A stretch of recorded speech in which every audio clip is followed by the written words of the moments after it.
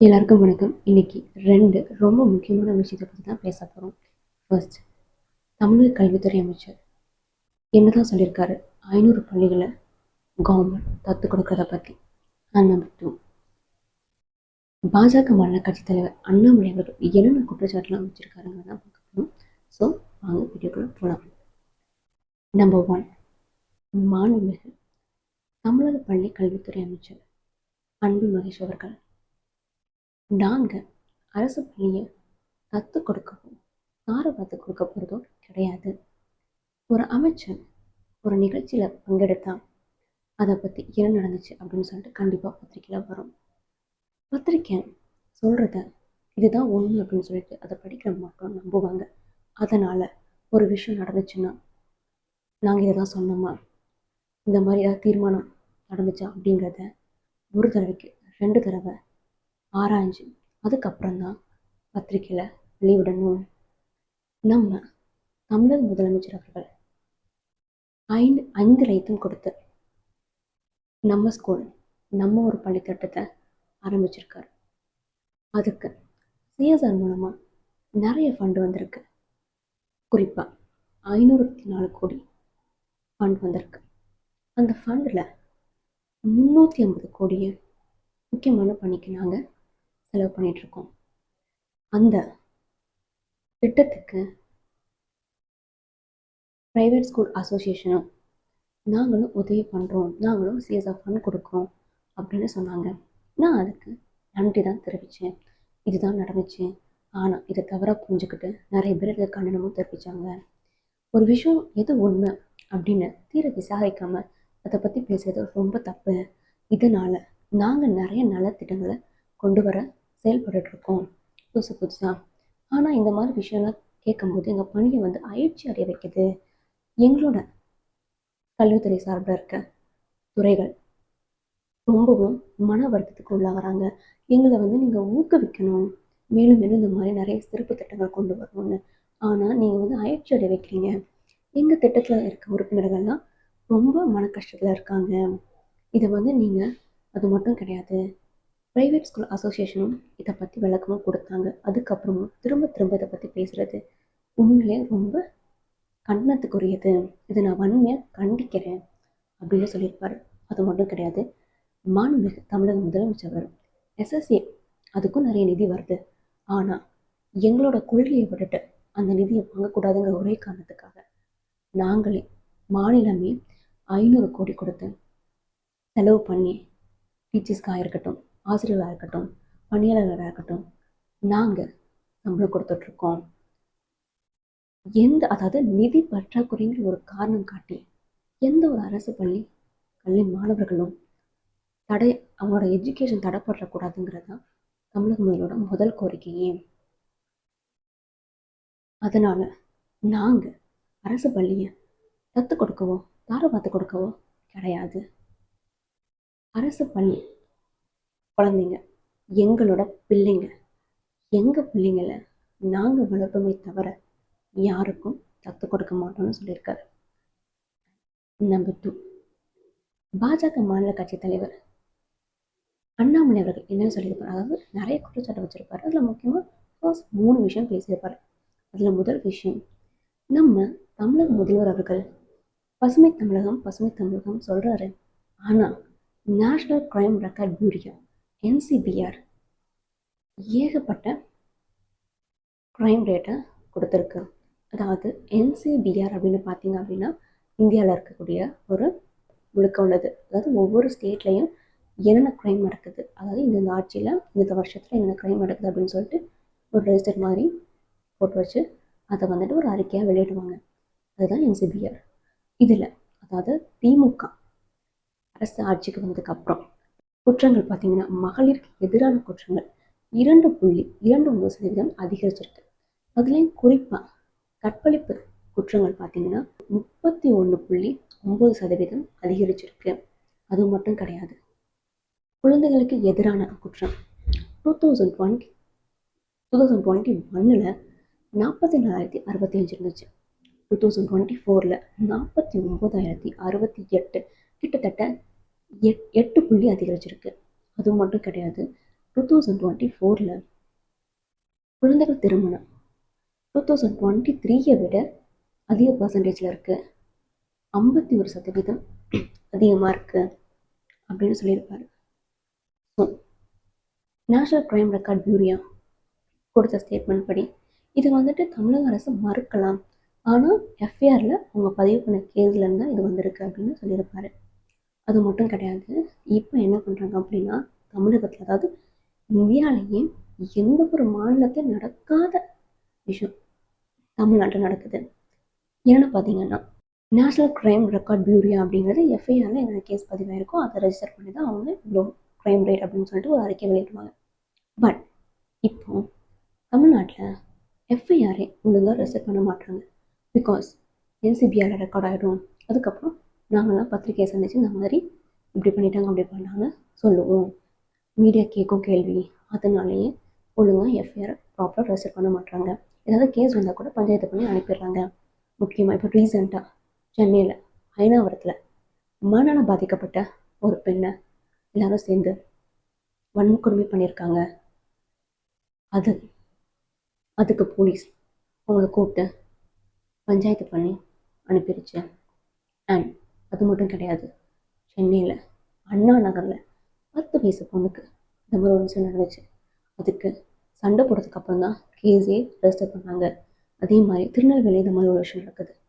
இப்படி ஏகப்பட்ட விஷயம். நார்மலாக ஒரு மக்கள் போலீஸ் ஸ்டேஷனுக்கு போய் சார் இதுதான் பிரச்சனை எஃப்ஐஆர் எழுதிக்கோங்கன்னு சொன்னால் எழுத மாட்டாங்க. இதை நாங்கள் வந்துட்டு வன்மையாக கண்டிக்கிறோம். அது மட்டும் கிடையாது, மாநில குழந்தைகள் உரிமை மையம் அப்படின்னு ஒரு கமிட்டி இருக்குது, அதாவது நேஷ்னல் சில்ட்ரன் ப்ரொடெக்ஷன் கமிட்டி அப்படின்னு சொல்லிட்டு ஒரு கமிட்டி இருக்குது. இதுக்கு 2 வருஷமாக இன்னும் தலைவரை போடலை. 2 வருஷம் ப்ராப்பராக ஃபங்க்ஷனே ஆகலை. ஏன்னா தலைவர் இல்லை. அது மட்டும் கிடையாது, தலைவர் போகிறதுல ப்ராப்ளம், கோர்ட்டு ப்ராப்ளம், புதுசாக கமிட்டி போகிறதுல ப்ராப்ளம், இப்படி எக்கச்சக்க ப்ராப்ளம். ஆக்சுவலி இவங்க என்ன பண்ணுறாங்க அப்படின்னா இந்த 18 வயசு கீழே உள்ளவங்க சிறார் குற்றம் செய்வாங்கல்ல, அவங்கள ப்ராப்பராக மானிட்டர் பண்ணுறது, அவங்க குற்றத்தை வந்து ரெஜிஸ்டர் பண்ணுறது. அப்போது நேஷ்னல் சில்ட்ரன் ப்ரொடெக்ஷன் கமிட்டி அதுலேயே ஆள் இல்லை, 2 வருஷமாக ஃபங்க்ஷனே ஆகலைன்னா அப்போ என்ன பண்ணிகிட்ருக்காங்க? இது எல்லாத்தையும் நாங்கள் வன்மையாக கண்டித்து மகளிருக்கு எதிரான குற்றங்களை அதிகரிச்சிட்ருக்குங்கிறதையும் கண்டித்து போராட்டம் நடத்தணும். எங்கள் பாஜக மகளிர் அணி மதுரையிலிருந்து அவங்க போராட்டம் தொடங்குது. கடைசியாக அவங்க சென்னைக்கு வந்து மாண்புமிகு ஆளுநரை பார்த்து அவங்க போராட்டம் முடியும் அப்படின்னு சொல்லியிருப்பார். அண்ட் நம்பர் 2 அவர் என்ன சொல்லியிருப்பார் அப்படின்னா, அஸ் யூஷுவல் அதே எஜுகேஷன் ப்ராப்ளம் தான். 500 அரசு பள்ளியை ப்ரைவேட் ஸ்கூலுக்கு தத்து கொடுக்க போகிறேன்னா மாநில செய்தி வெளியானுச்சு.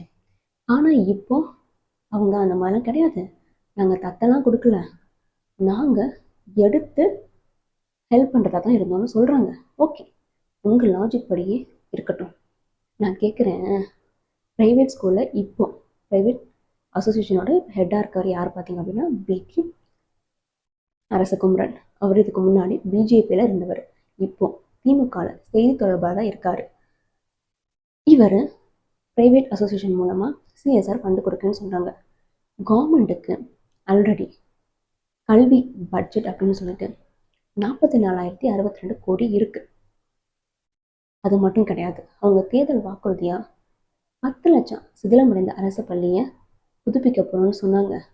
வெள்ளை அறிக்கையை விட சொல்லுங்கள், நாங்கள் வந்து இந்த மாதிரி கவர்மெண்ட் ஸ்கூலோட ஓட ரிப்பேர் பண்ணிட்டோம், ஆர் மரக்கன்று நட்டோம், இல்லைன்னா டீச்சர்ஸை வந்துட்டு நாங்கள் நிறைய டீச்சர்ஸ் அப்பாயிண்ட் பண்ணியிருக்கோம், இல்லை பில்டிங்கை வந்து நாங்கள் புதுப்பிச்சிருக்கோம் அப்படின்னு வெள்ளை அறிக்கை கொடுக்க சொல்லுங்கள், என்ன தான் பண்ணியிருக்காங்கன்னு.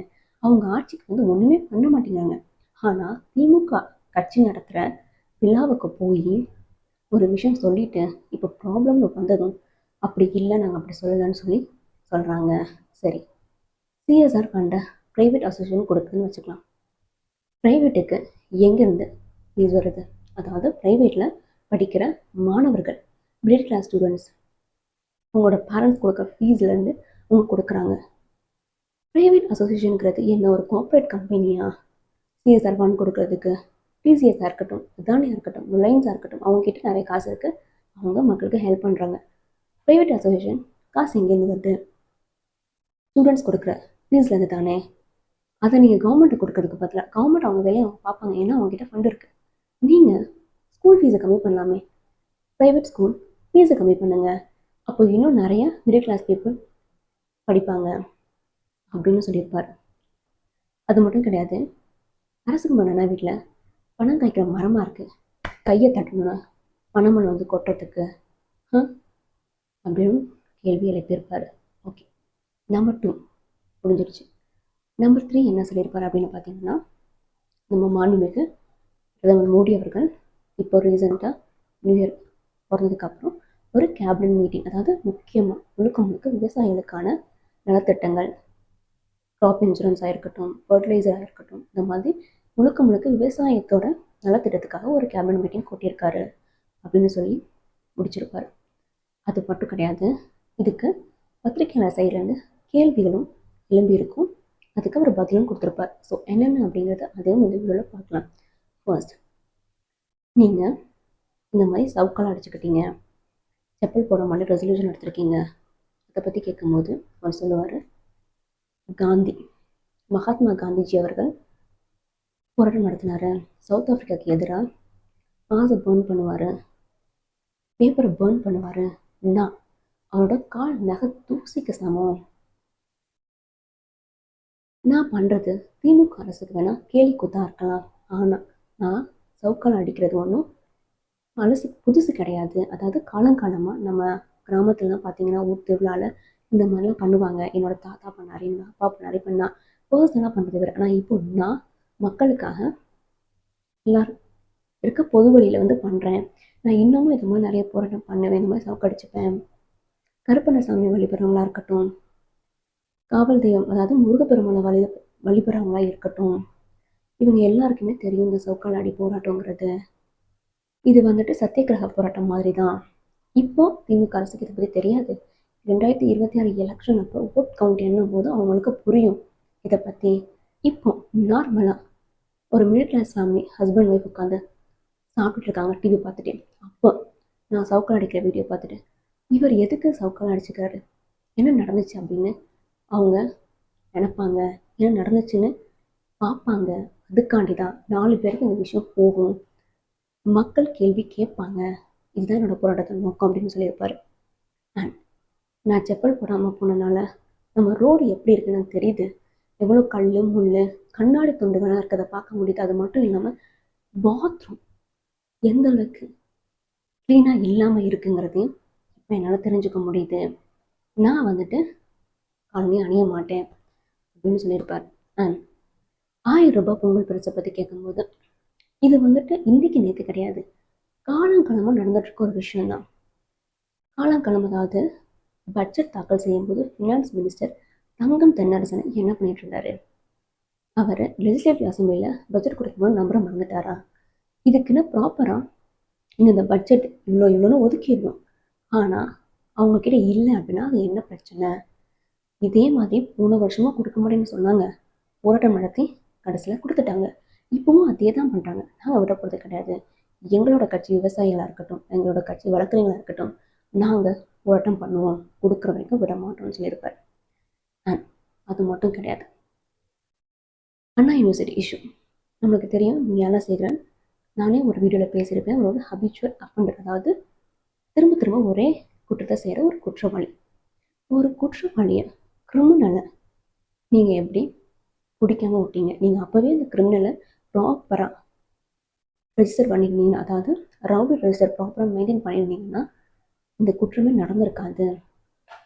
நான் கேட்குறேன், எனக்கும் 4 வயசில் ஒரு பெண் குழந்தை இருக்குது, நம்ம எல்லோரும் என்ன நினைப்போம், நல்லா படிக்க வச்சு, அதாவது ஸ்கூலாக இருக்கட்டும், டியூஷனாக இருக்கட்டும், போர்டு எக்ஸாமுக்கு ப்ரிப்பேர் பண்ணுறதா இருக்கட்டும், ப்ரைவேட் ஸ்கூலாக இருக்கட்டும், கவர்மெண்ட் ஸ்கூலாக இருக்கட்டும், மாற்றி நம்ம குழந்தைங்களுக்கு கஷ்டப்பட்டு படிக்க வச்சு அவங்க அந்த படிக்கிற வரைக்கும் அவங்க நல்லா பார்த்துக்கிட்டு, அண்ணா யூனிவர்சிட்டி மாதிரி தமிழ்நாட்டிலேயே ஒன்று டாப் இன்ஜினியரிங் காலேஜ் அண்ணா யூனிவர்சிட்டியில் போய் என் பிள்ளையை படிக்க வைக்கணும், என் பிள்ளை படிக்கணும் தான் ஆசைப்படுவோம், அதை நம்ம தான் சேர்ப்போம்.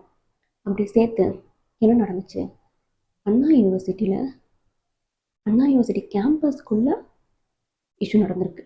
அப்போது யாரோட பொறுப்பு, சிஸ்டம் ஃபெயிலாக இருக்குது, இதுக்கு வேறு என்ன சொல்கிறது அப்படின்னு சொல்லியிருப்பாரு. ஏன்னா ஒரு கேம்பஸ் அது சேஃபர் ஜோன், அங்கே வந்து குழந்தைகள் உங்களோட பொறுப்பு, கேம்பஸோட பொறுப்பு, யூனிவர்சிட்டியோட பொறுப்பு. இந்த சேஃபர் ஜோன்லேயே இந்த மாதிரி ஒரு குற்றம் நடந்திருக்கு அப்படின்னா சிஸ்டமே ஃபெயிலியராக இருக்குது.